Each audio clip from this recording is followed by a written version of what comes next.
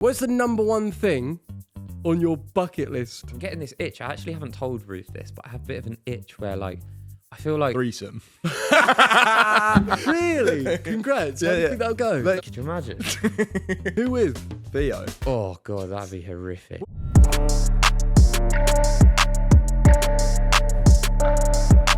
Buenos dias. I am back. Those listening, I've grown a mustache, right? Been 2.5 weeks in Costa Rica now that I have become one. A Costa Rican. Okay. How was it? Whoa. One thing.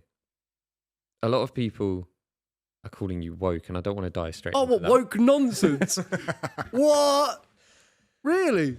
I actually haven't looked at social media at all while I've been away. How have you found that? Class. Like, really good. Just been in jungles and shit, like waterfalls. Probably gonna take this off now. Yeah, so really annoying. Well, if anyone was ever wondering if you were going to have a laugh again. Well, what do they think? I'm just hyper serious? That was some of the concerns. Some of the Oh, concerns. really? Lost Well, a sense of humour. Well, What? Because we were having like a talk on a level just about some things that I'd learned from like the most like mental experience. yeah, people thought that you were never going to be able to have a laugh again. Shit. Well, maybe I should not have a laugh. Why? Exactly. Exactly.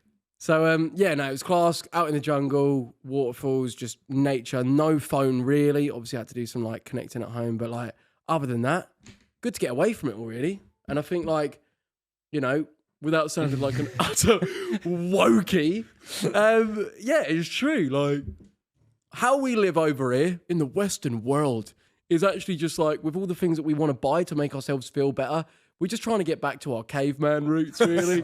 Like, it's just true, isn't it? Like, in reality, like, if we all just lived a more simpler lifestyle of how we're actually meant to live, we wouldn't be overwhelmed. I reckon if people went back and watched like old Wafflin episodes, they'd realise that you saying this sort of shit is no different to how you've always been. It's just now you're fully embodying it and embracing it. Just don't give as much for I think that's what's been good over this past 2 weeks. Like, yeah, just not giving as much of a fuck in terms of I need to fit a certain mold. So like, you know, like that feeling of, oh shit, I need to go on my phone because like I'm gonna feel left out or like not know what's going on. It's like, man, I just don't even need to know what's going on. Then you're conforming to the version you think everyone else wants to see. Whereas if you immerse yourself in that, then if you're not going on your phone, you can just be your complete self for 2 weeks. There we go. What you boys been up to? Like kissing, Each other, swimming. Yeah. Ollie's been my companion in the sea. I spoke about this last week when you weren't here, but obviously I've been going in. Oh, you might not know if you've not seen the videos, but I've been going in the sea every morning. Yeah, how is that? Connecting with nature. I tell you, why are you making that noise? You're becoming a wokey. No. Like one of us. You're joining the squad. Do you think it's something Join in, buddy. we're feeling? I've noticed this, right? I feel like a lot of people around us are sort of age, but I feel like it's becoming more of a, maybe it's a social trend, but it's a good one. Yeah. People actually wanting to dial everything back a little bit more. You know how we were simplify. Yeah, we went through that phase in life where it was technology, like get on this, like use my phone. Like, I feel like people are getting to a stage now where they're trying to dial things back a little bit. And that's essentially what this swimming in the sea thing in the morning was of like, do you know how fucked it is that we wake up and just go on our phone first thing and end up scrolling? Do you know how shit that makes you feel? Thinking of different things, isn't it? Oh, well, actually, I was going to say it's discipline for me because that's why I walk in the morning. But actually, that's still discipline. Like getting in the sea and walking is discipline. I guess. Hey, bringing yourself to do that at like 7 when it's windy and cold, is brutal. But that has basically been what I've been doing. Getting in the sea every morning. Has it changed your life? Because a lot of people be thinking like, wow, sounds amazing, but is it worth it? No. So I spoke about this. It hasn't changed my life. Like I don't think. Well, it has. Not like... No, but this is like, I think if you say this has changed my life, that's such an impactful statement. It hasn't changed my life. It's bettered my life. Mm-hmm. Right? So waking up and doing that has definitely made every day better for me. When I do that, I have a better day. I feel better. And I think the biggest part of that is waking up and getting to just socialize people. You said something when we were on our way here about... when we were walking through London, you're like, look at this, like, look, everything, having everything like ready for you. Like, imagine how sick it was back in the day when you'd wake up, get together with the boys and go out on a hunt. Caveman times. First thing you're doing, imagine like if the getting in the sea meant that not only you were getting the benefits of the sea, but like you were taking home a meal for then your wife and kids to then eat. So you're feeding everyone, you're accomplished, you've had a nice little hangout with the boys, right? That was just literally what was our norm back in the day. And it's like now, all the things that we're trying to do, and all like the technology and the whoops and all the measuring ourselves and this, that, and the other, it's like, we're just actually just trying to reconnect back to like our just roots and like actual simplicity. We realise eventually, I don't know how many years it will take, but they're like, all of this, just so unnecessary. As in all of the built up like stuff that we think that we need that's like succeeding. It's actually just in part not really necessary for the majority of us. No, it's true. People are probably going to say, well, that stinks of irony as you sit in a multi-million-pound studio with. But like it's true. Like what you say is true, but it is part of it is we're kind of forced to conform to. We're not forced. You're not. Like free will exists, but you are. Oh no, definitely. Definitely. The way unintentionally pushed that way. Yeah. Oh, 100%. The way things are set up, 100%. But like aside from all of that, I just want to know one question, and this is for everyone at home. What's the number one thing on your bucket list? Like legit, write in the comments right now. What is that, and why do you think it's that?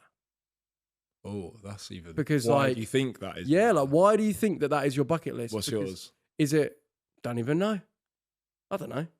Wait. I want to see just what your boys were and what everyone's at home because there's an element of like we may think we know what we want, but is it like we want based on what we think we should want?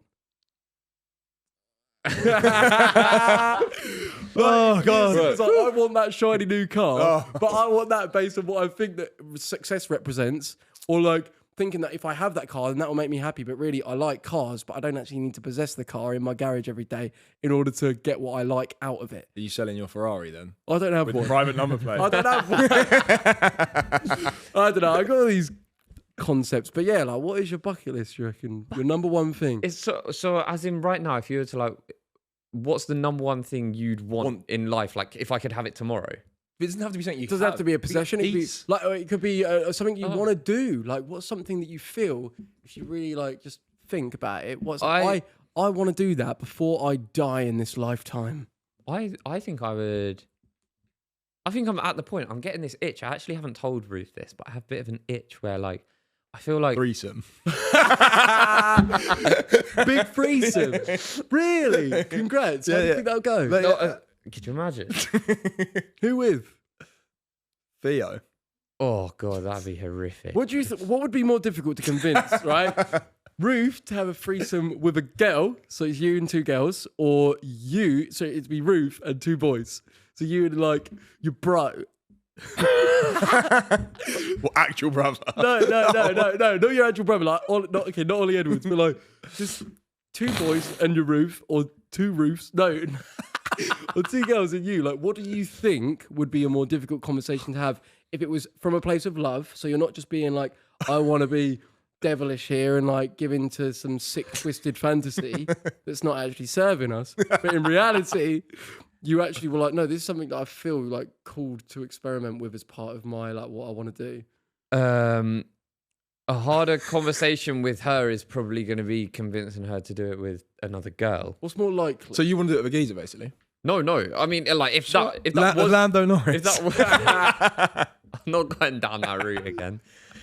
If that was like, if I got that urge, I like to think at this point in time it would be with another girl. I should just clarify, like I literally don't have that urge. The idea of a threesome, for me in a relationship, would absolutely destroy the relationship. Whether it's with it would probably mentally for me be a lot worse if it was with another boy. But I then also think of the flip side of actually like how bad mentally would that be if Ruth was then witnessing me with another girl? Yeah. Like that, I think it would just fuck your relationship. So I think a more difficult conversation would naturally be asking her to have a threesome with another girl because she's going to think, why? Fair enough. So what would it be, the bucket list? So what's the bucket list then? I am kind of getting a bit of I'd love to do like a long travel, I think. Oh. But when I go on holiday for literally like a week, I'm like, well, I want to go home. Yeah. So I don't know, but like I do have the urge to go and see a lot of places. Okay. Why do you think you want to do that? Stimulation? I don't know. But you know what? Dopamine? it's weird. I kind of have this. Oh, this is going to sound even weirder. Go on. When I imagine it, I kind of imagine us doing it with a child. Oh. Like Speaking it into existence. Like if I think about it, if I think about this idea of me wanting to go traveling, and obviously it's with Ruth. I've got no bone in my body wants to go and do it alone, or even with like a friend, to be totally honest. But like when I picture it inside my head, there is normally like, for whatever reason, there's like a baby there. Wow, because that is an interesting concept. Like, because the idea of raising kids, I know we've actually spoke about this recently. Do it in England for me doesn't seem appealing. But I wonder if like it is actually possible to not even do it in just one place at all. Like, would you be open to the idea of like growing but constantly on the move? Even with a kid would be so far advanced to the average kid because they have so much life experience. But depending on the age, obviously. But what about like if having solid friends? Imagine always being the new kid. I think that would always being the new kid. That comes, but that also comes with massive social. You learn massive social skills. So it's like a But also, is it always just surface level? You don't have to imagine us boys, like we've grown up since like so young. Me and Edward since like 4 years old. Me and you since like 10 or 11.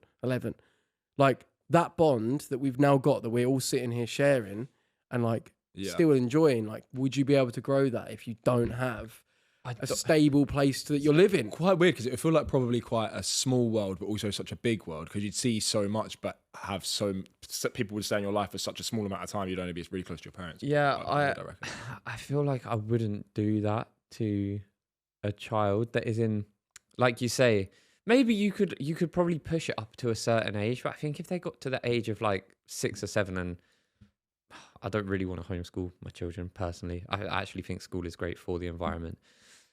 I wouldn't want them to get to the ages of like 12 and it's like, right, well, we've done this for 12 years now.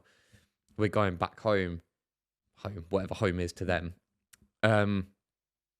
You don't know anyone. You're a 12-year-old savage going into school. Like, that's a really brutal experience. And that's probably a 12-year-old that's really mature as well. What about this then, this concept? So footballers may go to about 10 different clubs throughout their career. That career is probably only a decade, and it may be in the age when their young kids are going to school, and that kid may need to be moved to like 10 different schools if that club changes, like his club changes multiple times. Basically, I know someone that went to like 10 different schools and had to do that. What I'm saying right now. Okay. And imagine doing that. Like, you're chasing your dream, and in doing that, your child is constantly the new kid. I would. If I was in that position, I like to think this is probably easier said than done. I would set them up at home. And then you travel. Yeah. I think I'd have to take that responsibility. But then, like, what, their daddy's never around. Yeah. Like, daddy. But, like, that is, like, the life that we live in. That is kind of the compromise that you have to take. I wouldn't want to, I don't know, I just wouldn't want to I don't want to do anything for a child that could potentially cause instability for them as they grow up. And I feel like if you're moving a kid around from school to school, I know some people don't have a choice, but I just wouldn't want to be the reason that happens to them. Okay. And what about you, Ollie? What would your bucket list be? If Luke's is travel with potentially a kid, what does yours feel like, brother? Well, I don't know. At the moment, it changes a lot. Travel is exciting, I think, for sure.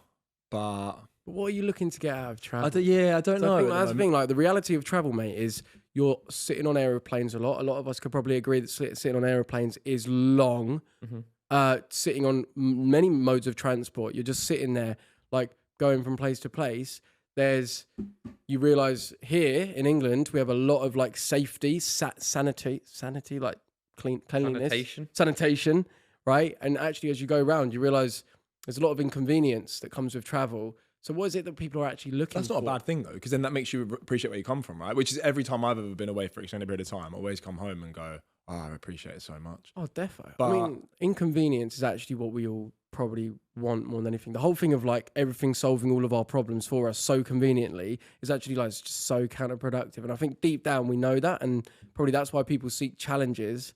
And like you're saying, like maybe from travel, that is a truth. Yeah, challenge, like something that like stimulates you, but in a positive sense. I was speaking to someone about kids and like education now, because I was only at uni like 5 years ago. Oh yeah, I always forget you even did uni. Yeah, which is like 5 years ago doesn't sound that long ago, but it actually kind of is. And in between that time and now you've got like AI, right? If people want to find something out, they just type it in, they get the answer straight away. And I was like, he was talking about like whether, kids should, it was just a conversation about whether they should incorporate that into learning, like AI and stuff. I was thinking like when I was at uni, albeit it was a lot easier having the internet than way back when they just literally had books. But I used to have to go out and look for things, scroll through the internet like endlessly to find exactly what it was I wanted to look for. In doing so, I was learning the skill of like finding Copy and pasting. No, you can't get away with that. Oh, okay. But like, and then all the things you learn around that as well, of like not finding the right thing, but I've read something and then read something. Now people are just going to get the answers like that. People are going to like forget how to learn. I'm convinced. They'll just be brain dead. But there's also an argument that it does make your brain think a bit faster, like when because you have to think about the prompts that you give AI, don't you? Fuck off. You do though. No, you do. What that? Mate, I've watched. I watched some. So people... someone's more intelligent because they know how to ask a question. No, but, well, yeah. What? Well, that is true. Rather than knowing the answer. Some people don't know how to ask a question. If you think about that, some people don't. No, I can appreciate it's a skill. I reckon if we got 10 people here now and got them and said the basis of we wanted them to find something out. If you watch some of the way they asked the question in ChatGPT, you'd be like, what the fuck? Yeah, man? I think there's a skill in knowing how to use that stuff. But like, do you not feel there'll be like a lost art in like actual learning and how we learn? But like, so for example, Is that not like the modern day equivalent of going from hunting to having the option to go to McDonald's? So fast food, fast learning. You skip the point that actually like... Yeah, you lost the main... You're not going out and hunting and going out in nature and just like connecting with your boys and like all of that. And then the accomplishment of coming home with a nice warthog on your shoulder. I can't wait to see you do that. Going down Mackie. I actually part of me wants to experiment with that, like living primally. What, do you think you could... Caveman Weller. What, you think you've got it in you to like shoot a deer or something? Oh, that would be fucking hard. That would be when it comes down to survival. Like, I'd like to just see how we would all do. Maybe I'll start a new series. Primal... Weller in the wild? No, Caveman Weller, right? Or primal action. And like... just like with the camouflage on. And, like, can I come with you? Yeah, like when I take each episode, I take a different person and we go, let's see how we do living primally for 5 days. That would be sick. I'd like to see Theo like slicing up a deer or something. Yeah, but the thing is you talk about a gun, right? You couldn't have that. That's not primal. Yeah, that's not primal. Oh yeah. So what you do? Bare hands. Yeah, wait, what are you gonna do? Fight a cow? Yeah, one punch. Just cow tipping, mate. You tip it over and then after like 24 hours it's fucked. Wait, cow tipping? Yeah, you've heard of that? That's a thing. Nah. Yeah, that's why. If Can we Google this? I think cow it's a thing. tipping. Cow tipping. I swear it's a thing. I might be wrong. But if a cow's on its side for too long, I swear it dies. So it's a thing. Mate, do you know how heavy cows are? Just stand up. Yeah, let's see. Google search. Cow tipping. Right, let's see. Definition Chen. Right, so it says this, everyone. Cow tipping is an urban legend. An intentional activity where a person or group of people sneaks up on a sleeping cow and pushes it over for amusement. Right, it's a tale. And Ollie Edwards is like... But does that... Wait, no. But it doesn't say... problem with it. It doesn't say, though, if that happens... If they're on their side, I swear it does. It doesn't do very good. Stand up. No, they can't. So what? So I don't think a cow can stand back up when it's lying on its side. Wait, how do they go sleep then? Yeah. Why cows lay down when they slim? Can a cow get up after Can being a cow Can a cow? Yes, a cow can get back up after falling, but its ability to do so depends on the cause, how long it's been down, and its overall health condition. All right, so Ollie Edwards, mate. Okay, yeah, well, I believe that urban legend. Mate, can you? How many boys would you need to? Cows must weigh. Yeah, like 100 men or one cow. Who wins? Who wins? Oh, the boys. But anyway, you're in the wild, right? Yeah. You haven't got a gun, and booby traps. Booby traps. You just set a couple booby of traps. what? All right, day with 5. Natural stuff. Yeah. It's day 5, right? Yeah. You're starving. Like really hungry. Haven't eaten. Like so hungry. Like barely got any energy. Yeah, like you've eaten a few like bits of grass, caterpillars, a couple grubs. Caterpillars, yeah. And you come face to face with Bamboo Johnson, a rabbit. Okay. And you can take it out, but you've got like you'd have to grab it. Yeah. And Yeah, unfortunately, like we are in the lifetimes that we're in, and we have to, survive for Okay, ourselves. If it was a larger creature, let's say it was a warthog, A warthog, yeah. would you fisticuffs with Fight it? it 1-on-1. Yeah, would you? Well, I'd have to. I think, like, ideally, you have multiple men, right? You've made, Man, them. yeah, He's in Nike Tech tracksuits with him. well, you've got multiple men, and obviously, like, you capture the warthog, give it its blessing. I'm sorry, but like, ultimately, you'd ideally have made a spear, and out of wood, which I'm sure there's going to be.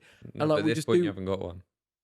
Well, then we're gonna have The to only see what- option Strangle is, it. The only option is you've got to fight it with That's your a bare strangle. Yeah, hands. unfortunately, you're going to have to do what you're going to have to do, and you may get it wrong, and it may be a slightly slow process. But ultimately, like this is what like would be the On your challenge bucket of list. seeing not necessarily on my bucket list. I just Now wanna, it is. really want to fuck up a warthog. Little pumba. Nah, but like basically, I just think, yeah, seeing if we can live this caveman times I always bang on about. How would I actually cope? I think that would be interesting to know. Obviously, the main reason is because I want to attack animals, but more just see like, can I fully engage with, I guess, the human experience without the assistance of all these other things? Yeah. Do you get me? Like, I You think could that'd be a interesting. vegan. You might stumble across like a Veganuary. vegetable patch or something. I mean, ideally, that'd be more easy to capture, wouldn't it? Like, oh, little bananas. Yeah, they are easier to capture. They say, "Oh, are you Fight a banana. There you go. have you been eating meat?" I've been eating meat. All right. In Costa Rica, I mean, I've been enjoying different foods whilst in Costa Rica. I said on the train, though, retrospectively, like, probably would have had a slightly better time if I didn't have the nice foods, i.e., like, fancy, well, not fancy, but like nice restaurants making stuff that's probably not as easy to digest, probably got like different things that aren't as natural. Of course, I was like, fuck it, let me give it a go. This is decent stuff. And it was very delicious. But mate, going to sleep like would just be like pure acid reflux, like not as comfortable. I'd probably wake up a bit more sluggish. And then like, I don't know. I did just feel like on the days that we just ate natural food, I felt better. And ultimately, like retrospectively, I know the mealtime, it's enjoyable.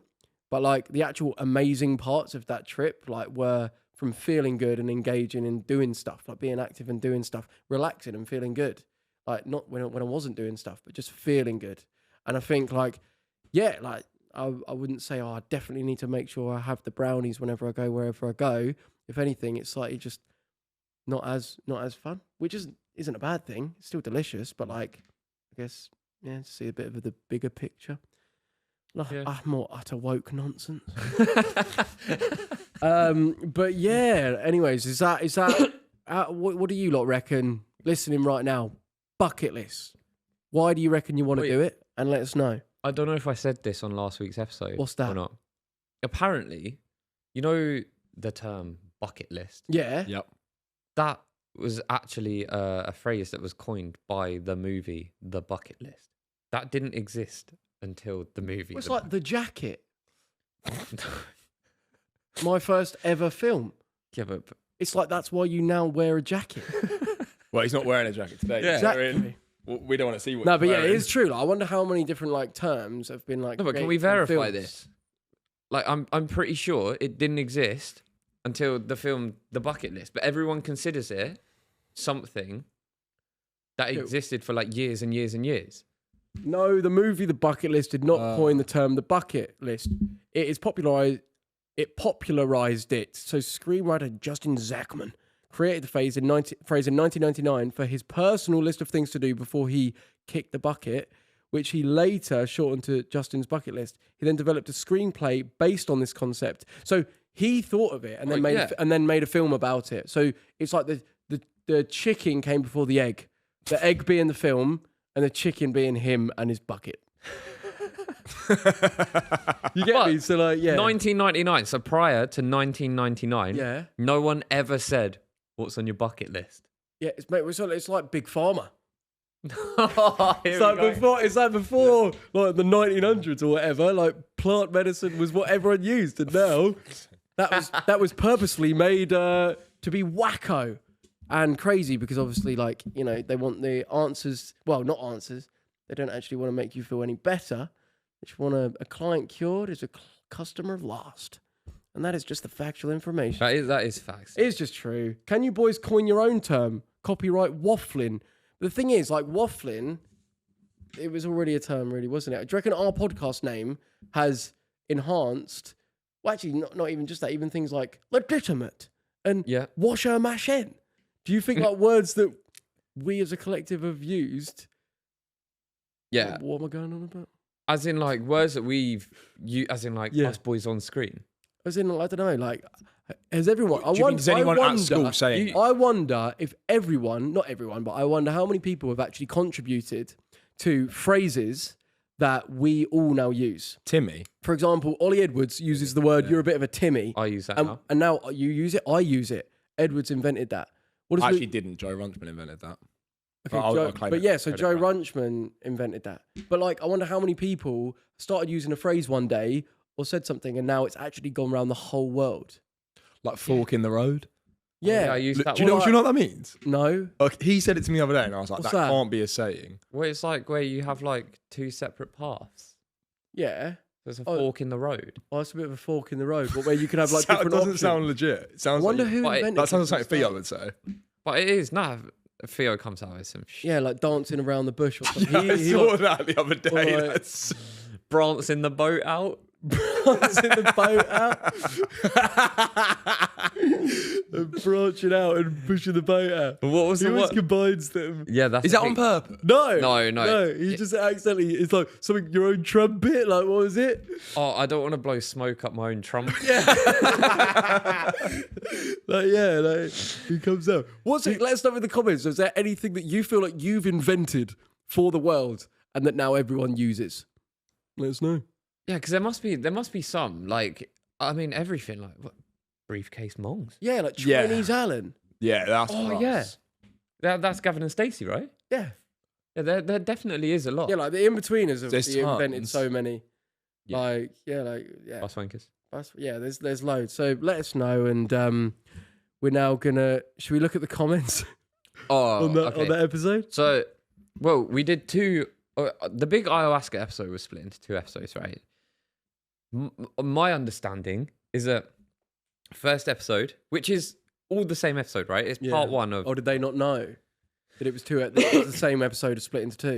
No, they did because we said it. Okay. Mate, the comments unbelievable. Mm-hmm. Like, very, very supportive. Like, love it. Really happy for you. Second episode, it was like a different audience. Really? It was. Are we allowed? Can we look at these?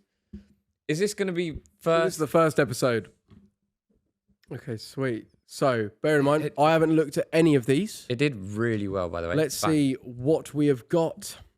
It was really nice to see Theo so accepting and taking everything Joe was saying seriously.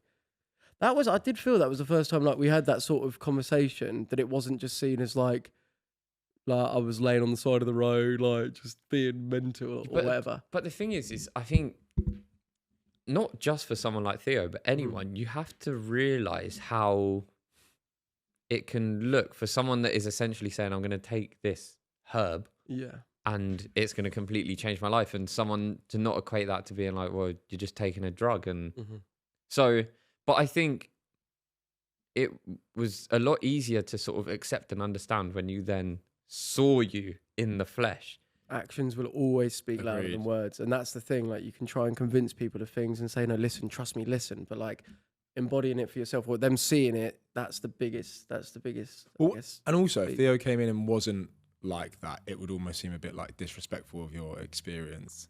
It's like you're like sussing, but I feel like you're sussing it out. Like the first 5-10 minutes, you're sussing to see, because like it's so. Mate, imagine if you came and sat down and Theo was like, "What a load of fucking shit! Like, what are you banging on about?" Yeah, like, but that would be just him.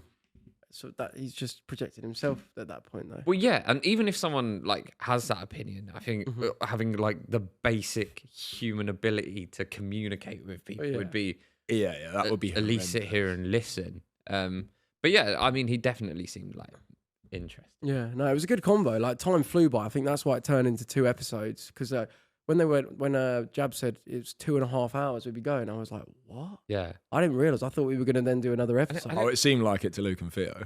Really? No, I'm joking. Oh, I'm I was just joking. like- No, mate, I was exactly the same. And that's what I didn't realize because I got a message off our producer. So like halfway through, like, boys, you need to wrap it up. Oh, We've got really? to do another episode. Right. But we were in the flow. We were just flow state in it, mate.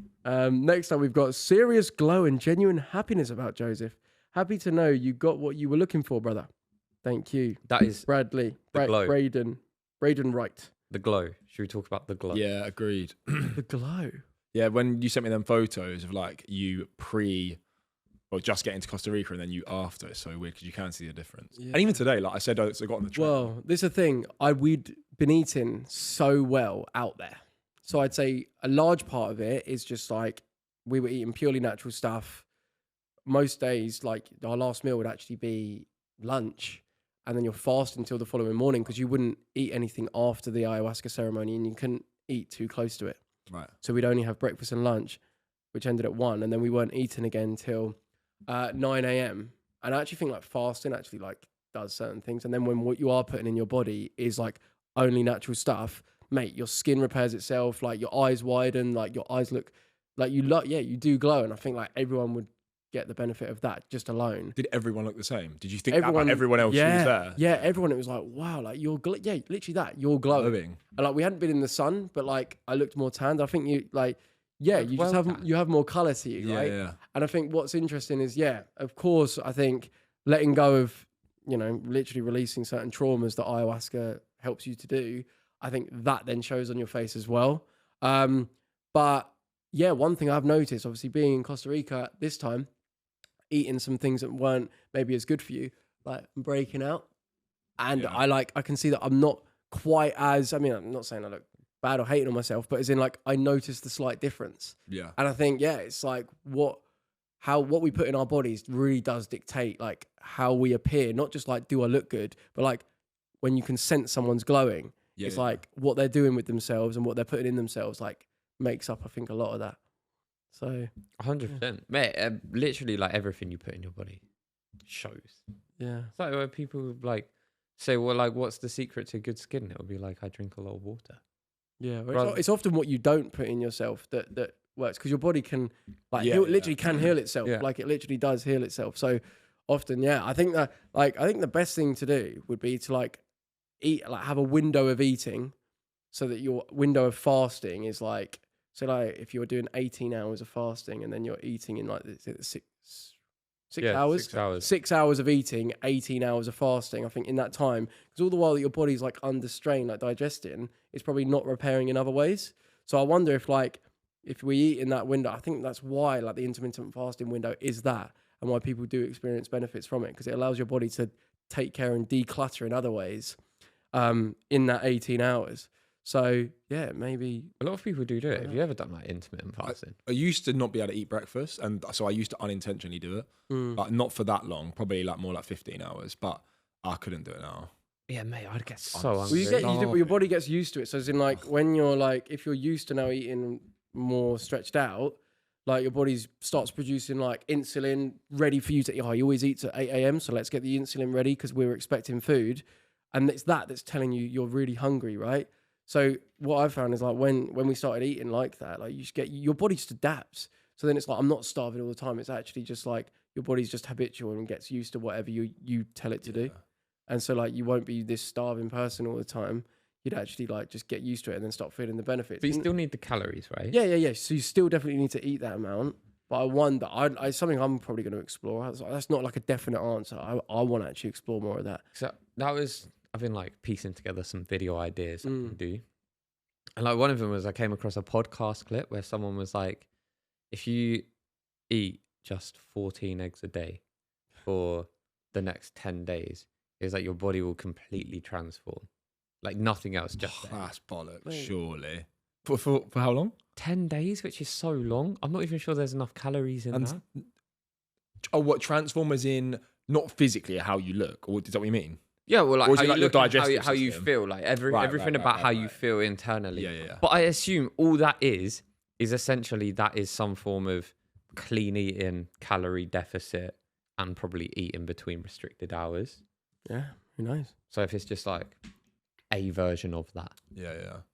but Who you knows? can do it.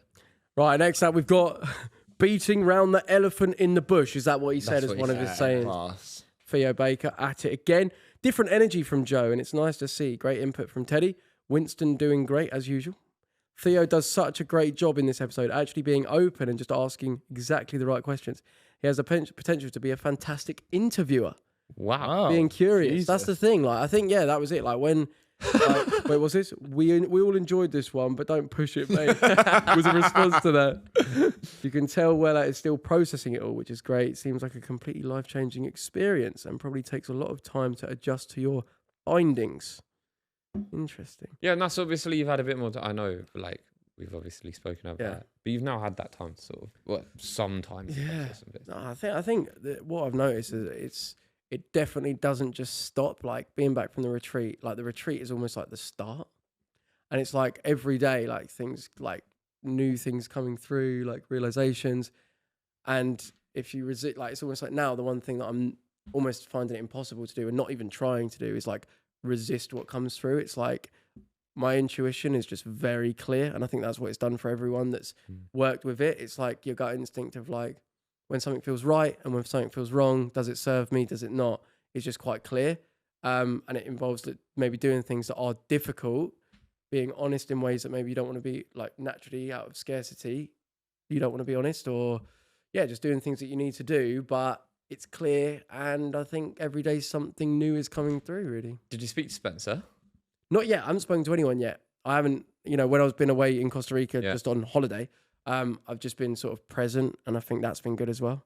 But yeah, I do want to, I want to chat to so many people, like a bunch of different friends. Like, yeah, I'm like really excited to do that. I think it would be, do you feel like, I think we spoke about this earlier, didn't we? About like, do you think it's going to change certain friendships? I think like naturally, knowing obviously I can go into what I'd actually love to do. I can't lie. Is like talk about all of this stuff that I've learned like forever and ever and ever. I enjoy it so much, but I understand like there's no need for that. But also like that's not a way to get it through to people. Mm-hmm. And I think that applies with certain friends as well. It'll be like I can see maybe ways in which certain friends are harming themselves, and really like, the things that they're trying to hide away from are actually trying to help them if they listen, and it may be hard to confront and accept about themselves. But in a gentle kind of way, maybe open that conversation up by like being vulnerable about what I've realized about myself. Maybe me being vulnerable will help them to be vulnerable, and we can open a conversation. But if someone is like not willing to, I guess, or is choosing the option of like harming themselves and welcoming in like things that just are not good for them, that is an energy in itself. Like everything is energy, and being around that will rub off on me. Like if someone is sitting there and like putting a vape in their mouth all the time, or drinking all the time, or doing something that is ultimately harming themselves, like that is, it's not healthy to be around that. And sadly, like that is the realization of like, if there are certain people that you're around, it's the age old thing that your parents say like, oh, don't be around the wrong crowd. Like that quite literally does make sense in terms of like, if you are around people that are doing that sort of thing, like you're going to feel it. It's going to rub off on you in one way or another, and it's uncomfortable. And yeah, I may have to not be as close with people that I may want to be, And the thing is that we all are, when no one's bad, no one's a bad person. You're not like, it's not like, oh, I don't want to hang around you because you're bad. It's just that like, what if I was a nonce? If you were a paedophile. Yeah, would I be a bad person? Yeah. I mean, we all know that is not necessarily what is right and loving. And I think I'd ask you, like, what do you think is in bringing that into your, like, desires? Like, where do you think that's coming from? Do you think that's a loving thing? Do you think there's something that's led you down a path of extremities that are now making you feel that you're attracted in that way? Are you a welcoming... I mean, because you're probably welcoming some sort of darkness into your life that's then, like, bringing that on. And I just maybe, like, want to talk to you on a level. Maybe you should get one where on. it's coming from. Get a paedophile. Yeah, and see what happens. Theo's back next week. No, but yeah, like maybe that would be interesting. It would. That would be interesting to understand where that comes from, because that can't be. I saw a mental really video the other day that just reminded me on YouTube of basically this guy. I can't remember exactly, but this guy was drunk and killed this man's 2 kids in a car crash in America. I think it was. And drink driving. Yeah, drink driving. Have you seen it? No. And he was drink driving, and I can't remember what happened. Basically, like 10 years later, the dad went into the prison to meet the bloke. Oh, how did that go? Yeah, it was like he was so remorseful, the bloke, but it was quite a strange. It was like a really difficult watch, to be fair. But that came up on my suggested. I don't know why. But that's a tricky one, though, isn't it? Because there was no direct intention. He killed 8 people. He was drunk and he killed 8 people accidentally. I can't remember. But the argument would be is that it was never an accident if you were drunk. Yeah. Exactly. Because you made the decision to get in the car and drive. That was the intention. I think I can't remember. It was they were 2 young children. They weren't like our age. They were young kids. That is fuck. Like, do you ever worry about not drink driving? Obviously, because that is literally a choice. But like, do you ever worry about like getting into a situation that like you wouldn't be able to live with yourself through like pure accident? Let's say you were driving like completely sober and you ended up running someone over. It's so weird because yesterday, me and my mate were driving in the van, went to pick up a sofa bed for me, and I had to call the police yesterday. And we were driving back on the A27 to New Haven, and this guy, so between the Beddingham roundabout and New Haven, it's like a main road in it, and it's an A road. And there was a guy walking down the middle of the road, and we were literally doing like 55 mile an hour. And I called the police 999, and they said they'd already had reports of it because it was almost like he was trying to he's trying to be hit, And imagine like my mate had hit him, and he has to deal with that. We were literally talking about it yesterday. Weirdly, it was last night. Yeah, it's fuck. Like I don't know how I'd live with something like that. Like the pure guilt, and it would be even worse if you were doing something stupid. Like let's say you were driving down that road at like 80 miles an hour and he was actually just crossing and you like plowed into him. And then, I don't know, just those little mistakes that like transform your life. And horrible. I don't know. I just don't know how to live with it. That is why it's important to do like the right thing, really, isn't it? Like, will Weller ever speed again? Well, that's the thing, mate. I even had that yesterday. Like, I was driving home and it made me think, like, whenever I am going over the speed limit, like sort of trying to get somewhere quicker, like, which I never do, by the way. I've never done that in my life. But like, it actually makes it seem longer because it's like I'm more stressed. Yeah. Whereas like when you actually just go at more, I wasn't aiming for the speed limit, but I was just going at a pace that I was like, it was just more easy going. Like, you're more just like flowing. Like, I guess you're not even as aware of how long it's taken or whatever. And it actually ends up feeling like it's going quicker. Anyways, as I'm driving, this car is sort of behind me the whole time. And it was the only car, other than that I hadn't seen anyone else. And I could have just like gone forward, gone fast. And by the time that we get to that Beddingham roundabout that you've just spoken about, it then comes behind me after it's been following for like 20 minutes. It's an unmarked police car. I could see, it was like a battered up Ford Focus, but I could see all the sirens like that. And it was like, and I know at one point he never overtook me. And even though I was going like a pretty, like not really slow, but like kind of, and I thought he was probably waiting for me to like go.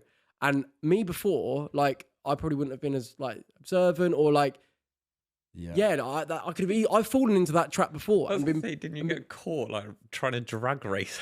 Oh yeah, like like years ago, like 2017 or something. Like I thought a car was trying to race me, and I like went and then it just put its lights on. You going over 40 and boom.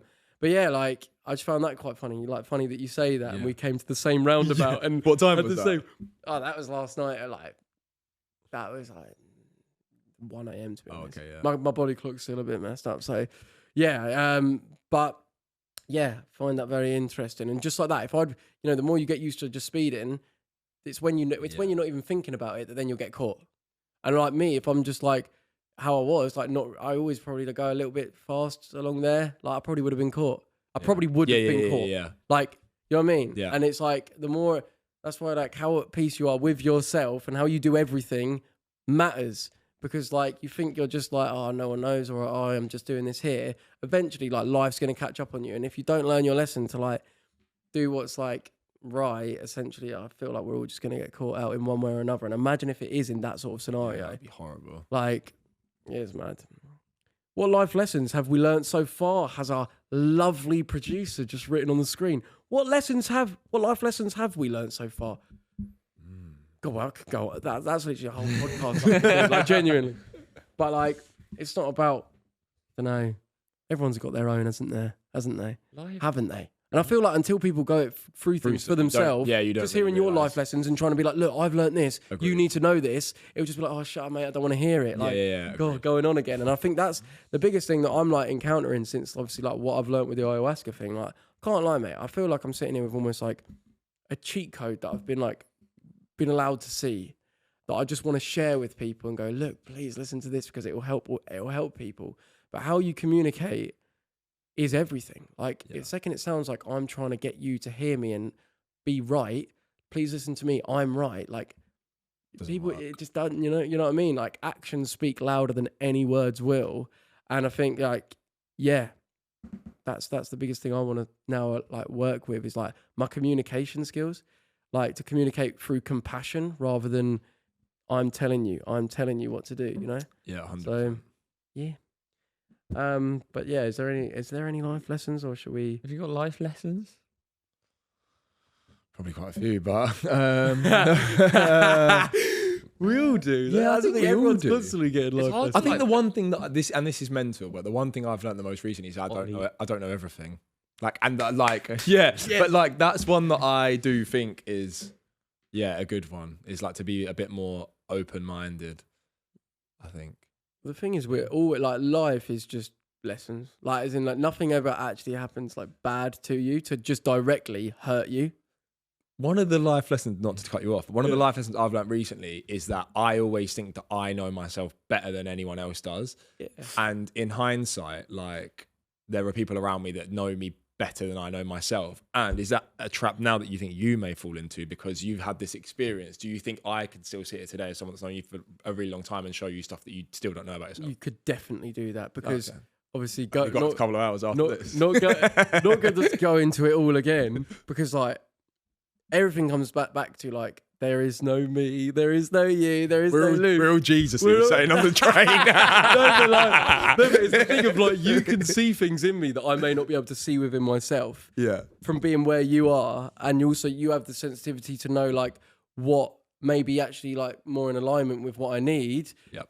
From being outside of my mind, and like I accept that I can learn from anyone. There is not now like I've got it all figured out, and like now no one can tell me anything. Like everyone is, which here. I didn't think, by the way. No. But But like like everyone can teach us something, and I do feel like well, I've seen how everything happens for a reason.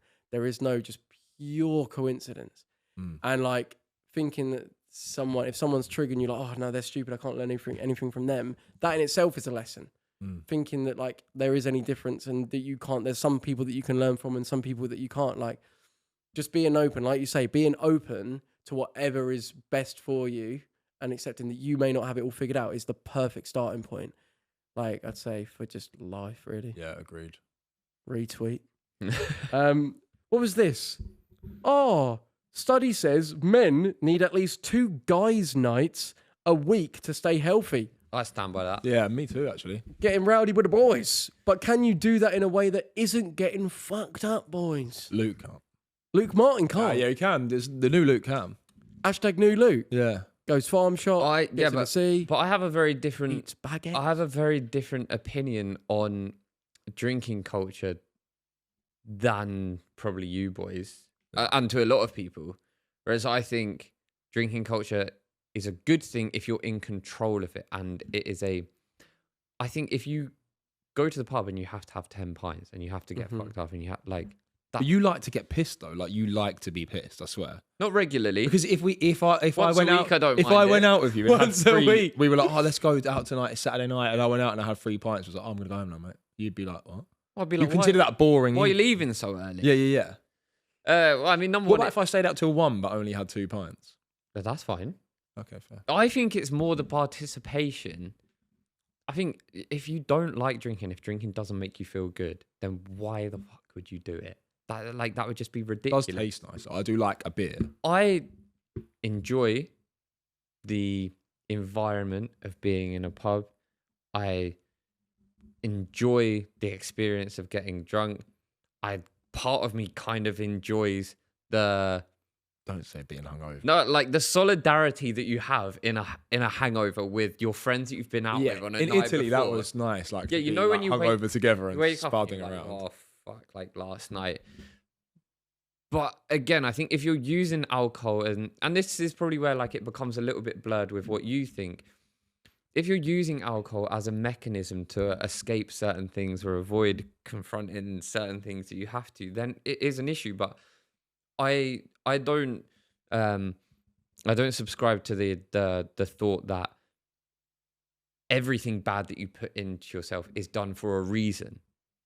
Like maybe you do, or I get the impression that you do, because I think sometimes you can make conscious choices to, I know alcohol is not good for me, but if I look at the environment and the way it makes me feel being around that, like actually I do think it's a good thing in moderation. If I was going out every night getting pissed, I'd be like, boys, you need to clip me around the ear and sort me out. But Things also think of what you like. Though. You've always enjoyed drinking, whereas categorically you've always never liked it. Like you've always done it for the. I think it's honestly everyone is like on their own sort of literally their life, and I think like what's easy to do, like where obviously we are Caveman. herd animals, pack animals, but we actually are like we don't want to be like, oh, you're boring, or why aren't you getting involved with, or we want to hang out with our friends and this is how they hang out. Like some people may just feel like, well, if I want to have that, essentially I want community. Like what you're describing there is community, like social community, which we all like love, and that shared like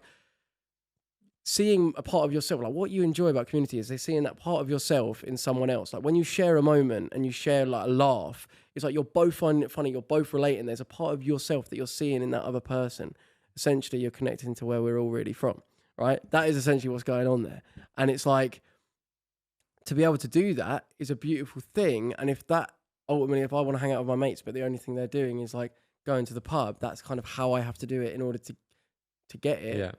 That can be tricky. I know me and you probably had that growing up because we connect to Luke and Damo and Foxwell and all the boys, but drinking wasn't necessarily like the element that we actually like. It's just that's part of what it means we can hang out with the boys at night. And maybe, going out and exploring Brighton, maybe going and seeing what it's all about. Was it exciting? Maybe meeting different people and interacting with people. I know what you're thinking. What do you think? No. Meeting like the birds. No. I'm laughing at. I was just thinking about like when we went to Ibiza, right? So where everyone would pre-drink before like going on a night out clubbing, because in Ibiza you go out at like 1, 2 a.m. Me and him just go to bed till like 12:30 and then get up, and then he'd be drinking straight Hennessy and I'd be drinking massive vodka just so we would be it's like your bits. Hennessy phase. Yeah. And, like, but we'd go to bed until literally 1 a.m. and then go out because we just like the drinking element and that. And like I think that is necessarily wrong when you're feeling like you're having to do things because everyone else is doing something. And, you know, sometimes it's just unfortunate that you don't fit into the circumstances or the social circumstances that you're kind of like born into through culture. But if you boys were like, right, we haven't like seen each other for months, and I'm like, well, the only thing we can do is go to the pub. That's crap. Then that is crap. Like if you're saying that's the only thing you can do, like we should be able to go and do things. I don't know, have a barbecue at someone's house. We can. I think we're better at doing that now. But I think before, like 5 years ago, the first thing would be, like, I'll go to the pub. Whereas now it's like, even in the last few months, there's so many more options. Loads of people, like most people have realised, like, they go and play padel, they go freaking like running, going like, I think everyone, like life's changed a lot in terms of how young people socialise. Yoga. Is like, that's what we're going to do, yoga. Yoga's class. I want to give it a go. And meditation.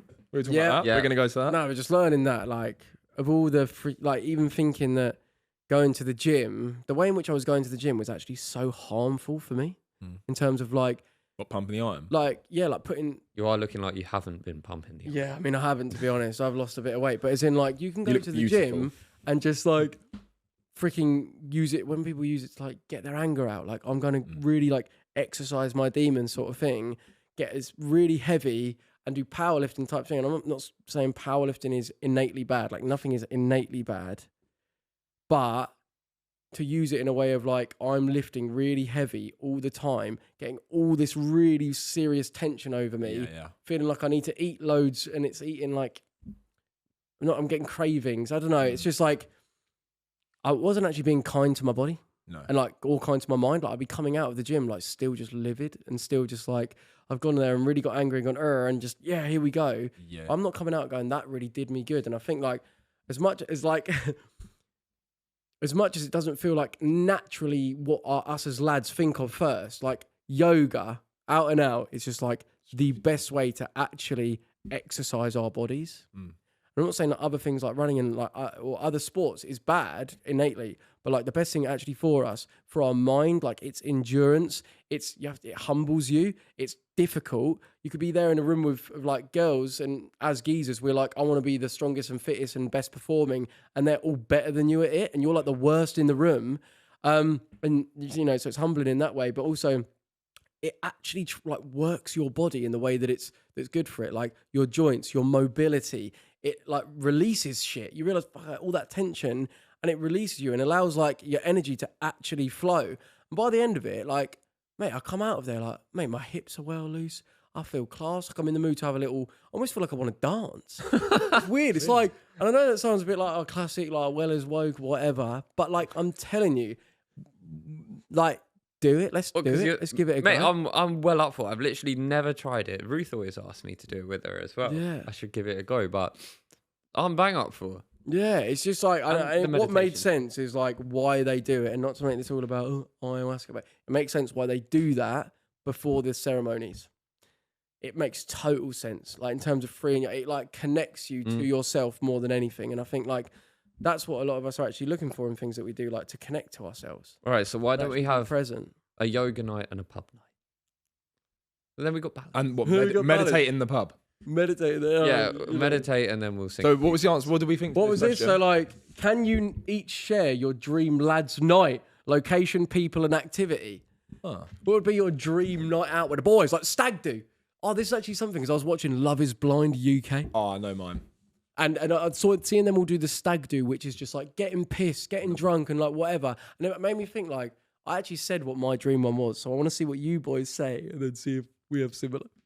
I bet no one could guess mine. Get fucking wankered with the boys. In Cameo, like, or they reopened Domino's pizza at the you end of it. Yeah. No. Kebab. No, What do you kebab. Oh yeah, kebab. I'd have gone. Oh, I would probably have a DD's delivered. Who's going first, me or you? You go. Go on. You're the guest. Yeah, I am actually. Well, Ollie, that's Mental Edwards, people call you. really? Mental. That's mental. That is your phrase. Mine would actually be something like that's mental. hiking a mountain. Yeah. I think like camping on the mountain, so like a 3 or 4 day thing where you camp on the mountain. So like you watched this video recently, Kilimanjaro with the boys. H doing Kilimanjaro for his like sister's charity or something like that. And that was sick. But like a few of his mates, they got 1 or 2 days in and had to go back down because of the altitude. It was like fucking. Well, Russ Cook, who did that, obviously he's done mad things. He said that was the hardest element. Ashley Kane did it. He said that was the absolute hardest element. That altitude, that sickness, how that makes you feel. They were like, "What? That was meant. Like that was meant." Which I think is sick. And like one of the things at Snowdon. So when I did Snowdon in February, like there were loads of. Really? Have you done it? It's like a big. Have you done it? No, you ain't done it. You can't. Oh. That was the best thing I've done this year, by the way. If you haven't done it, so you should do it. Yeah. And there's different trails. Some are easy, some are more difficult. You walked up a hill. Anyway, but loads of the lads were doing it as like 2s or 3s, but all of them were like having a beer at the top, which was quite cool because they were doing it over like an achievement, and that was quite a. Yeah, I remember me and the lad Paris that I did it with from work. We like at the top we were like, oh, we wish you had a beer because it would be like would make you feel like you were something like sharing something. Camaraderie. Yeah.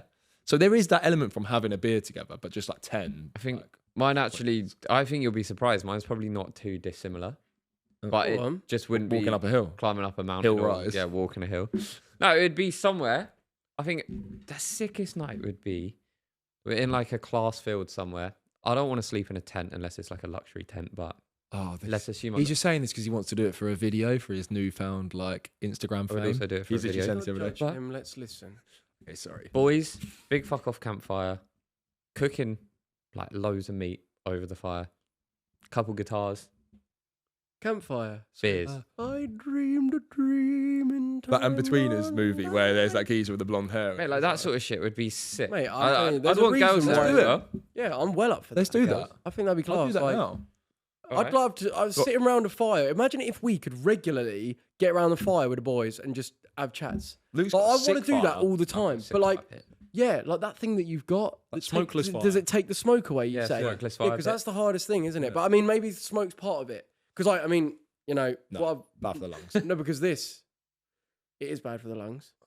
It's So natural. obviously, no, but this obviously they work with tobacco, like a certain type of tobacco in that bloody like Amazon tribal stuff. Where did you go? But that was in Costa Rica. Oh, But the maestros were from. did you get that, did He you? didn't care. That went over his head. You got him. What I should do? You know what I should do? I wonder if to communicate the points rather than referencing the ayahuasca thing, I should just say it and not say I've got it from there. Yeah. Do you know what I mean? Because when the second I say those key words of the retreat or ayahuasca, it's like, oh, here we go again. Because the point I'm making actually has nothing to do with the retreat. That's just where I learned it. So I wonder if I should go, right, they work, the smoke, it's not the actual tobacco, the smoke in it, but it's the smoke blowing it that actually like has its cleansing freaking uses. And it's actually like fully legitimate as well. So I wonder if there's something in the smoke, the burning of the wood, the smoke that's actually does things. I've ruined Like, clothes. well, obviously it can ruin your clothes, but I wonder, obviously we shouldn't burn like, you know, soggy wet wood. The smoke is from like burning wet wood, right? Yeah. So I wonder if you burn like dry wood. No, you still get There's smoke. not as You much. still get smoke. No, I know Yeah. you get smoke, but it's not as like the horrible thick, like whatever. But yeah, maybe I do need to. This is what I'm saying, like communication. I want to get better at that. Why don't we just? I'd need like a really good match. Oh, maybe I could speak to that guy, get the test mat off him for my car, Yeah. and then we could go and camp. Do like a night. What in the like biggest piece of technology ever?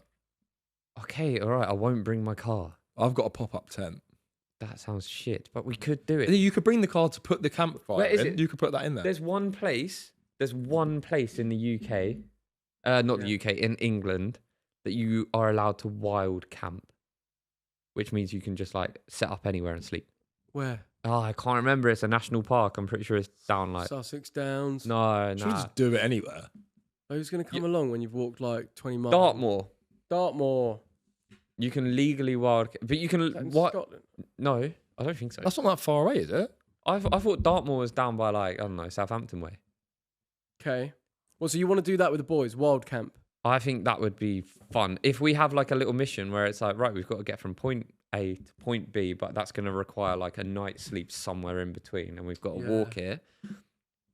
How fun would that be? Mate, do you know what's That'd be mental? We've just all got the perfect night out. Like, we've all got the same. Yeah, that is so Like, as true. in, but I'd just whack in there a little bit of like, I don't know, doing a little like yoga thing. Yeah, At the no, beginning. Like, start our day by doing that and realize how loose we are and how like, oh my God, I now just feel like, oh, I can do the day better. I'd have a couple tinnies in the bag. And you'd have a couple beers in the evening. I would as well. So, Couple. yeah, which is fair. But I think like, yeah, like getting out in nature and doing something like that with the boys, ideally good weather, you know. Yeah. But whatever- Rain would be quite nice. Quite. Well, like yeah, rain. whatever it's meant to be is It's the most whatever soothing what it's sound. meant to be. But like, Testing. yeah, I think that'd be class. What have we got here? Who's in charge of what? Food, setup, gear, roles, and responsibilities. We'll get to that. Do you know what I mean? You wouldn't.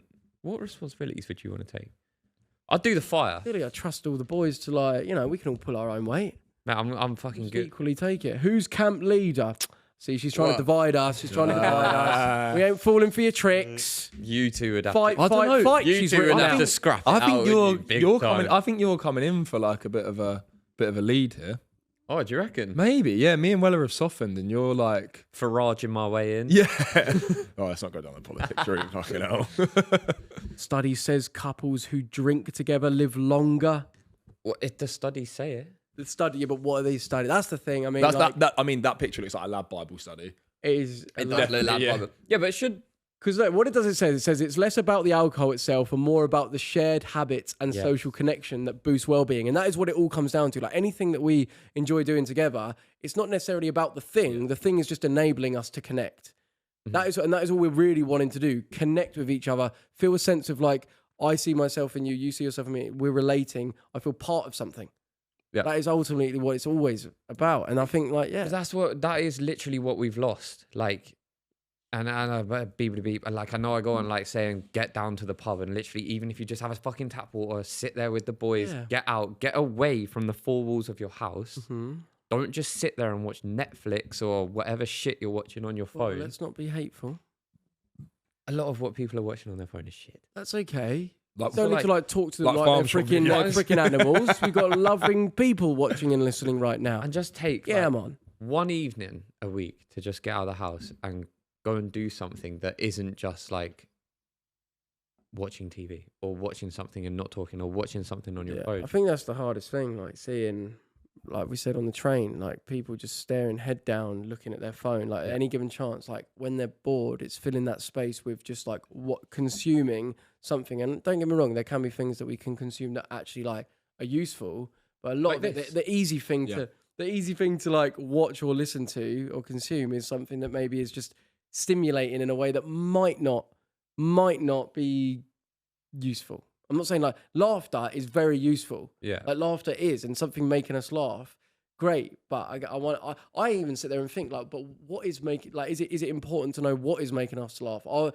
is it someone or something that their overall thing is actually like not a good message or not? I don't even know. Like, because I've laughed at things that can be malicious and like maybe things that are like, am I laughing because I'm finding this funny because there's actually a part of myself that I don't know. Is that deep in it a bit? I mean, all of it's deep in it, but I wonder if I'm laughing at someone else. Yeah, someone else's misfortune, or like, I don't know. I wonder. I'm just putting the question out there. There's like an extent to which that is bad. Like, let's say, for example, in school, do you remember when Cotta's got that really bad haircut from Kelly's in Eastbourne? And it was a shocker. Yeah. And we laughed at that and made jokes about it. Yeah.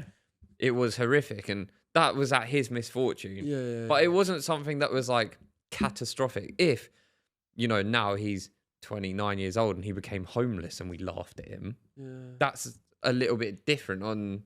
It's a bit of a weird one too, because I think you judge it with the person. Like, you make that judgment. So like, you'd make one joke at one person, but and you might misjudge it depending on how the person feels. So like, I would say, many. And like Codders, I would say is able to take that on the chin and probably down the line see why. He might not find it funny, but he's not going to be distraught. It's that thing of like, look, I'm always going to want like taking the piss out of things is funny. Like it is, we saying about Luke's outfit today. He dressed like he got freaking PE. You can't see his shorts. He's wearing PE shorts and multicoloured. And then he got a Lost Property business top. Wait, what's wrong? Why is this from Lost Property, mate? No, but you know what I mean? Like, as in, like, we can have a laugh, but I think, like, it's like that thing of if he's having a laugh as well, and it's not just like we can see that he's visibly like not probably in a place right now to like it's a joke for him. He's actually like, it's not nice. Like, I guess it's just judging it, reading the room. Well, right? it's literally like the whole ayahuasca thing, right? So I got on the train and was like, didn't know what the vibe was of whether I'm going to be able to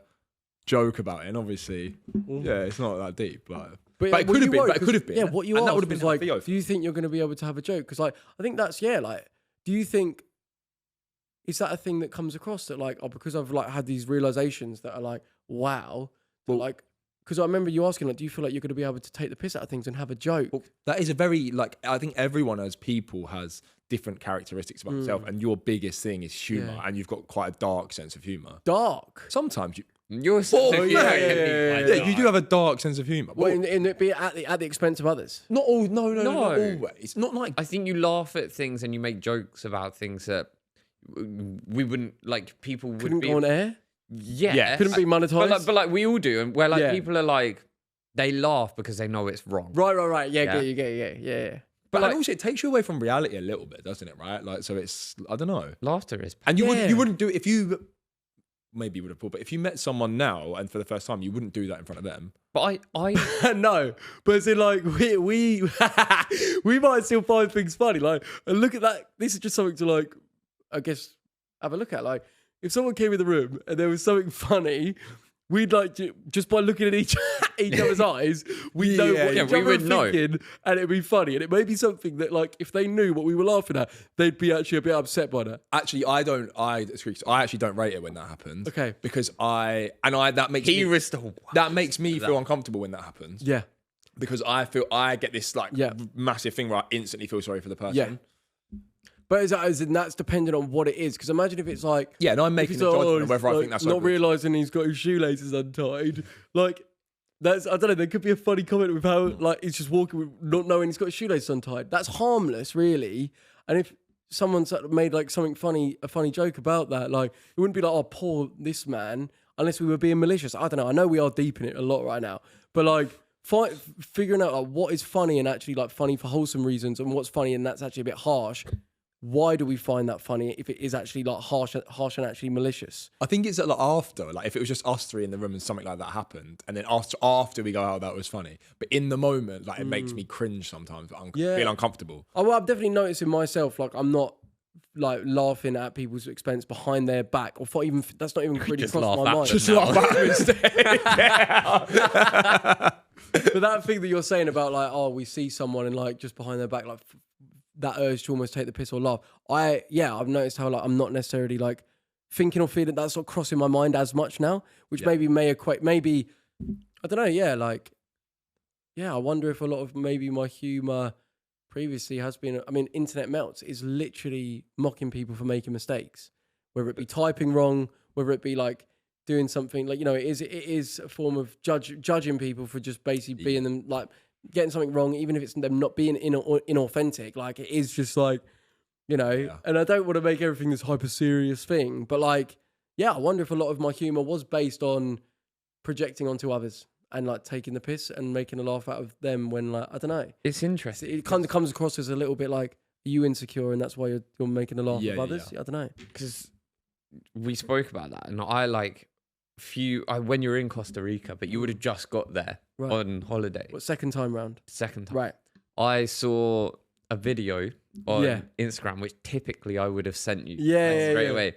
So like, you know, can we play it and see if I haven't got it. I didn't send it to you. Okay. Because I went to and I was like, actually, I don't know, like if you want to. It was a video that I would only ever send you a video that would make you angry as such. You know the video. Oh, where it's it's funny because it's like, oh god, that's like annoying to watch. Yeah, like one of those videos. And I saw it and I was just like, and I normally reply like, kill it with fire or something. That's literally what he said. Burn it. Yeah. Oh, I hear you. Yep. Okay. And I just didn't. I chose. I like actively chose not to send it to you, and I don't know whether like that was the right decision or not. But I was like, I don't know if he'll want to see it anymore.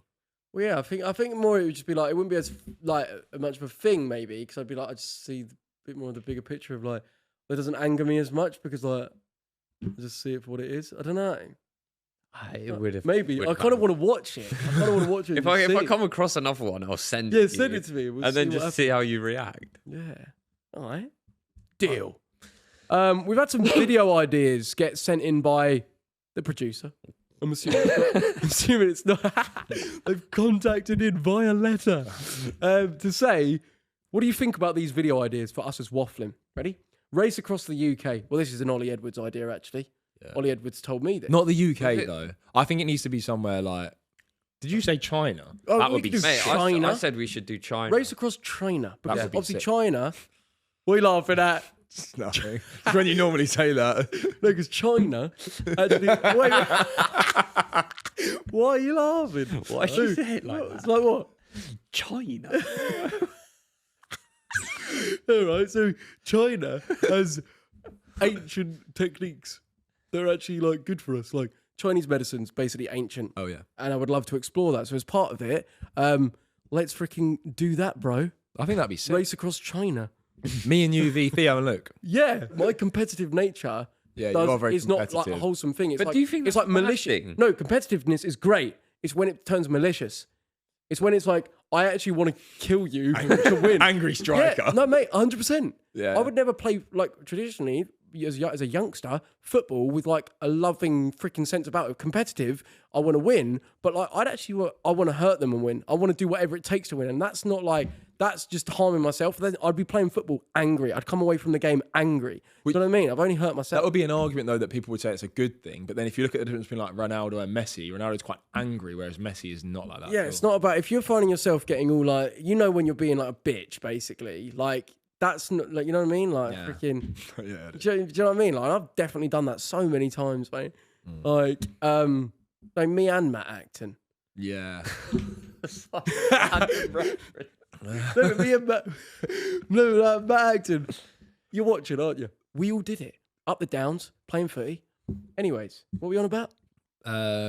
Race across the UK. So me and Theo versus You too. But And not the UK. This Oh, is, yeah, but what China. it says is the concept is you boys get dropped in a random location and need to find your way back to the Wafflin set with a set amount of cash.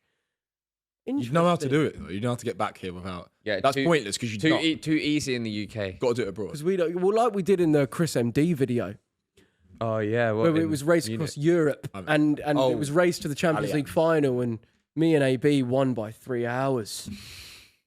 I think somewhere outside of Europe would be cool. No, yeah, that was awesome, and I think a country that we don't really China. speak the language, because obviously Germany people spoke English, everyone did, whereas in China, Yeah. it would be very difficult because we may have to learn a few phrases. I think my video idea was sick. The camper van thing. Live in a camper van for like 2 weeks and travel about and record it. I think that would be cool. 2 weeks. Yeah. Be cool. Like a big camper van, like an RV or something. Oh, if we That'd be quite a funny video just to watch people drive an RV in the States. Yeah, that would be sick. Did like the Gino and Gordon Ramsay and that. They did that. That was cool, yeah. Oh, that was That would sick. be dope. I'd be well into that Yeah, idea. that would be sick. The next concept is 24 hours in ... UK city/town. So this is another UK based one, but it goes, start reviewing cities and towns within the UK and start giving them ratings. As you boys grew up outside of London, it would be a great way of creating a humble, honest reviews of different parts of the UK. Why, just because we've grown up out of London, is it a great opportunity to be humble? Is no one in London humble? They don't say hello or goodbye or say thanks for opening the door for me, mate. But that's the way London's designed, to keep very... Really? Oh, yeah. Chaotic. Oh, it's not, But it's not designed to make you a loving, lovely, wholesome person. I wouldn't say I London. hate it. Every time I come here, I hate it. Okay, not hate, sorry. I dislike it. Oh, right. I kinda hate it. Snowflake weather. Yeah. You're so woke. Right, go on. What is it? So, yeah, what do you think about that, firstly? I quite like that because I haven't explored enough of the UK. Yeah, Birmingham. I'd like to do that. I've never been to Birmingham. Why do you Never wanna- been to Yeah. Manchester. What? Why do you want to go to Birmingham? Oh, I thought you said, why would I want to go there? No, I've never been there. Yeah, why wouldn't you want to go? It's not really my sort of place. It's busy Why? city. Why? Just busy city. I would like to go to Cornwall. Yeah, I've never been, I don't Fuck think. What? off. Mate, I don't think it's I've so ever- good. Yeah, I've never been. Let's go tomorrow. Yep, okay. Oh, sorry. Just hit that. No, but would you be up for going tonight? I have to go to work, which leads on to the next job. The next one of Waffling gets a job. Okay, Well, next works one is- at McDonald's. For a Wait, month. someone's written in capitals. Some random person has written in capitals on the screen. Not only rate towns, but bakeries off licenses. offies. She's trying to get us pissed again. Right? Local attractions. Oh yeah, like we've got Roy's in Seaford. Oh yeah, Roy's Taxi Roy. Like Rexy Toy. Oh, yeah. Damo. Mate, that did not make sense when Oh. you said Taxi Roy. Yeah, they I say literally Rexy could Toy. not comprehend His name that. was- Basically, Roy. there's a taxi rank that Damo uses called Taxi Roy, and he always called it Rexy Toy. I think he was pissed that I had to call it that one. Oh, okay. Yeah. Have you so in addition to this 24 hours in the city, have you seen the big attractions in a US? In Oz, the big banana, the big In prawn. AUS. No, but she just wrote A space US. Basically, new producer. Wait, what's your name, by the way? Natalie. This is really interesting because next I actually want to travel Australia. So it would actually be really interesting to know these big, amazing places that you think are amazing. What the I mean, it's And not here we have- exciting me about Australia. Seeing the these. big banana prawn? Also, it's an actual literal prawn and a big mango and a big banana. What is the concept? What is the point of the attraction? That's supposed to make people want to go to Oz. It's all we have in Cap. It's all we have, really. See, Because but isn't this that is- funny? Like people here, like you were saying, Yeah. I know what you're about to say. Yeah, like yeah. people here think, oh, Australia is the dream. Wow, Australia. We have an Australian native here saying that Australia is boring. There's she's nothing there, and she's chose to come to London. It just like it's like wherever you are, like no matter where you go, you probably think the grass is greener somewhere else, and in reality, we're only ever actually in our minds, if you think about it. Yeah. But our 'cause environment it's- does matter, surely, because like, well, it does. Like, Mate. if we're in a chaotic environment constantly, we're going to feel that. If we're out in I loved somewhere more Australia. wholesome, Like when I went, I loved it. what would you live there? If it wasn't too far away, it's too far away. Oh. Like I 24 hours to come back to see my parents and my friends. Nah, It's not actually that long though, is it? Like, In the grand day, scheme mate, a of things, day out of your literally a life. day. You spent a day like in skiddy bockies after a night out drinking, Yeah, doing feeling nothing. sorry. Instead, you could have been coming here. it's a day on a plane, which like a flight that costs like 900 quid. Like it's not. Pennies, you know. It's You're not, a rich it's not man after what we've got here, which is images of Luke and kind of mine, but I've never played a game. Been training like four times. It is our team. Wafflin has officially sponsored a football team, Yes. and that team is called Barkham FC. Now, you may be asking, who and what is Barkham? Well, Luke Martin started playing for him, started banging in hat tricks, Well, and then he said, Wheeler, come play for us. And I was like, all right. So then I did. but are you actually gonna like? You've got to represent the shirt. Should I try and get you one? Yeah, we've got here on shirt, we've got the Wafflin logo in the middle of the yellow kit. Don't know about the yellow, if I'm honest. So that's the Barkham colour. Well, maybe like Cardiff City when they got taken over and the sponsor actually wanted them to be red. Yeah, but They became red. So we're going to become... Imagine the shirt being the Waffling colour. That's a really nice Mate, colour. this geezer hasn't even played a game and he wants to change it. you know what I mean? He ain't changed, I mate. think it's still He's the not changed same. at all. No, I just think, I mean, just personal preference. I think that turquoise of Waffling would be lovely on this shirt. But... We would have to sponsor again next season to buy brand new kits, and we'd have to try and change the whole culture of the village. Which I'm not going to try and do. But it looks. When I first saw it, I wasn't sure on the kit when I first saw it. But then with the sponsor on, the logo, I think it looks pretty sick. I get to wear it for the first time on Saturday. So if you're listening on Sunday, Yeah. I would have worn it for the first time yesterday. Probably scored a couple of goals. One goal at the weekend. You are Waffling now as well. What? I'm saying, as in like you're matching... It was just... Oh, I thought you were saying he's chatting shit, you're bored. Yeah, that's what I thought. No, as in that you would have scored, like, because you probably wouldn't have scored. You're Oh, saying he's I'm bored of you talking. Like, Shut shut up, mate. shut You're the boring fuck me. up. No, I was just saying, as in like, No, but I want to see you play for us this yeah. season. My only apprehension, I'll be totally transparent with Thy, is that obviously I got injured, my ACL, and this is me. I shouldn't operate from fear and stop doing things because I'm scared. But obviously, like playing in those Sunday league type matches, Saturday league, but playing in that environment, I had someone going, I'm going to do you. And then they did. And it snapped my knee. And now my knee's like ruptured forever. So naturally, I'm a bit like, God, I don't know what the opposition might be like. But I shouldn't let that get in the way of me like playing football. Ultimately, if I probably play football in a more of a nicer way where I'm not as aggressive and not as like malicious in my, like myself, probably I won't attract that sort of like someone trying to do me, you know? Because like, you know what I mean? Yeah. Like maybe if I play nicer, not nicer as in like... That also might work in your favour because they might just want to chat to you and get distracted by what you're doing. Yeah, you know, I probably... It does take two to tango. Like, someone's not just going to, unless they're really hateful, just going to go, I'm just going to try and do you for no reason. No. Like, so, yeah, maybe... Yeah, I will play. You know what? If I'm around, I don't know where I'm going to be, if I'm going to be in Australia. You here on Saturday? This Saturday, yeah, but I'm unfit. So I want to get fit. I'll do some training first. Yeah, you can just... Might get the last 15. Well, maybe. All right, well, we'll see. I'll put in a word with the gaffer though. Okay, please put in a word with the gaffer and see if the brand new sponsor is allowed to play. Yeah, but I'll ask for you. I'll ask. Right, here we go. This is called Weller. This is Deep X. Oh, a kiss. Assuming that's a kiss. That is. So, knuckle in for this one. Knuckle in? Belt in? Don't know. For this one. It's quite a little bit of a long one. Been a viewer of Joe since around 2014 and watched Waffling since the start. I hope Joe reads this or someone reads it to him because I felt like he would really benefit from hearing it. I watch it as a young teenager now and listen as a 27-year-old when I'm at work. I know Joe has always been so concerned with how good his videos are / overthinks and stresses and goes through cycles of fixation. Despite loving the internet melts era as a kid, I can hands down now say that Wafflin is the best work he has ever produced, and it's a shame to see him remove so much of its original identity.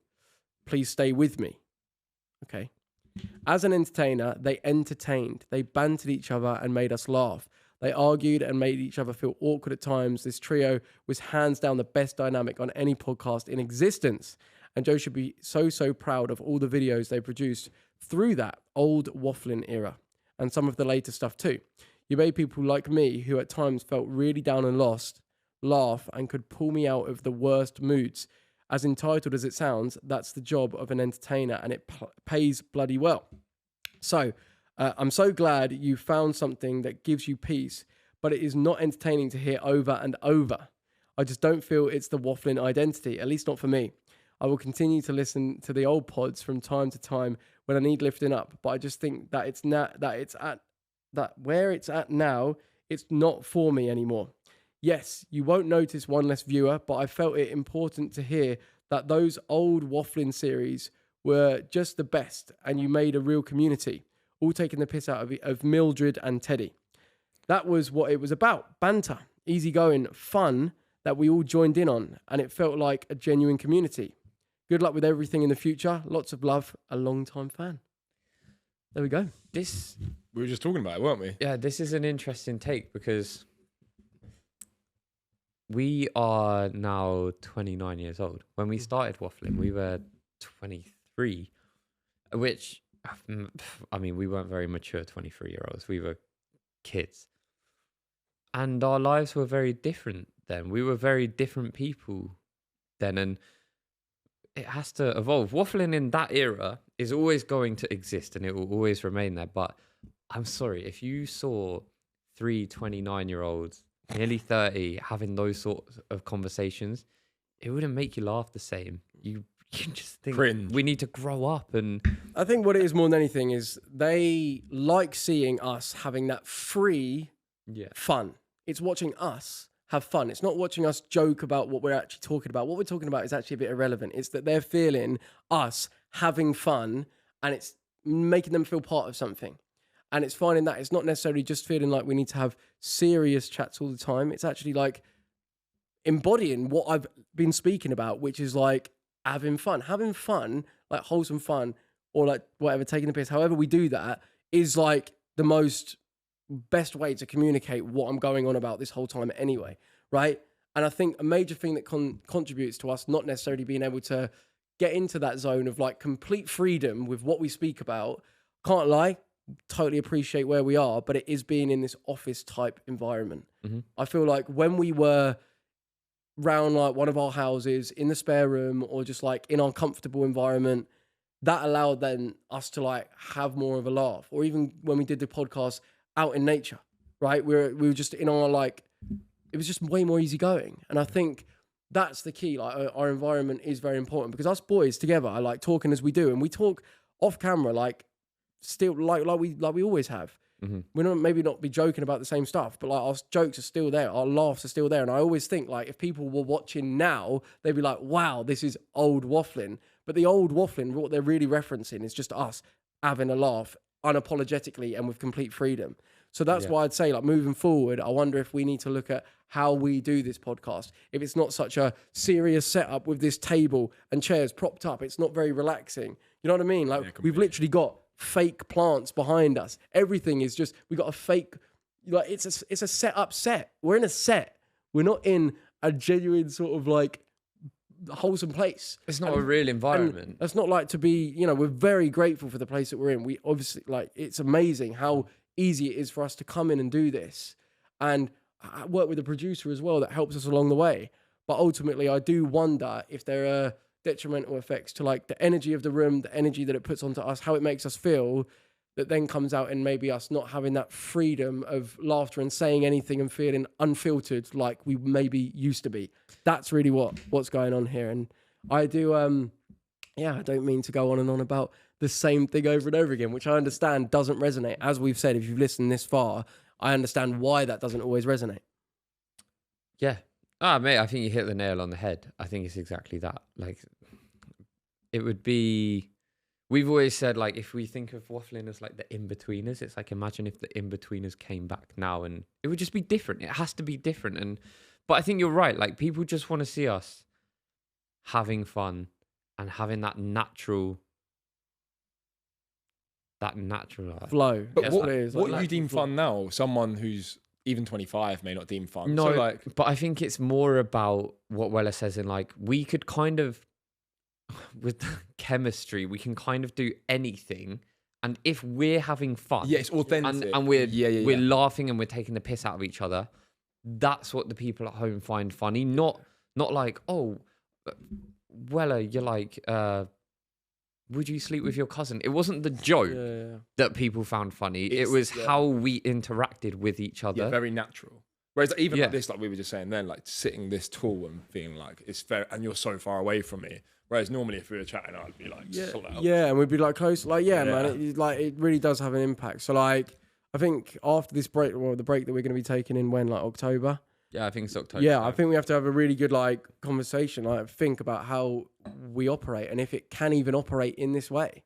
Like if this is the way that Fellas Studios operates and this is how it has to be, maybe we have to have conversations. I'll be real. Or if it can be done, if we need to make a new environment and do things differently, chat about that. Because like I can't lie, like I have noticed how we aren't able to like maybe have as much of like an unfiltered laugh, and it can feel kind of draining almost the performance. That it kind of feels more of a performance rather than just like, do you know what I mean? I feel that at first, even you two who've done this for so long, the first few minutes like of this feels like a performance, and then after we talk about a subject, we naturally, and I thought that every time, like, and then you really, and then after a while, it's like fine, like it's like just normal. But no, I feel it. I'm very sensitive to it. So, anyways, to answer your question, I fully hear you, fully hear you, and we'll maybe get some couches. Maybe that could be something. But I do think the whole room, like, there's like we are where we are, but we'll get there. We'll figure it out. Whatever's meant to be will be. And if you want to stick around, fair play. But if not, at the same time, we're not just here to go, please do whatever it takes so that people stick around. Like all we can really do is do us, and people that want to watch will. If they don't want to, they won't. And that's just how it is, really, which is fine. That is just the way it is. Anyways, my friends, if you did enjoy, leave a like rating, comment what you think. Podcasts you can obviously get on audio. How do they do that, Luke? Head over to any audio platform where you consume your podcast and make sure you give us a 5-star rating if you're able to do so. Yeah, obviously we're always on YouTube visually. If you want to see us, see what we're wearing, see how cool we look. Me, if not, especially. Yeah, especially Luke. And thank you to Ollie Edwards, the champion, for coming on. Obviously, Again. Theo will be back. Theo will be back. Theo's going to subsidise me. Did we even address the fact that Theo wasn't here at any point on the episode?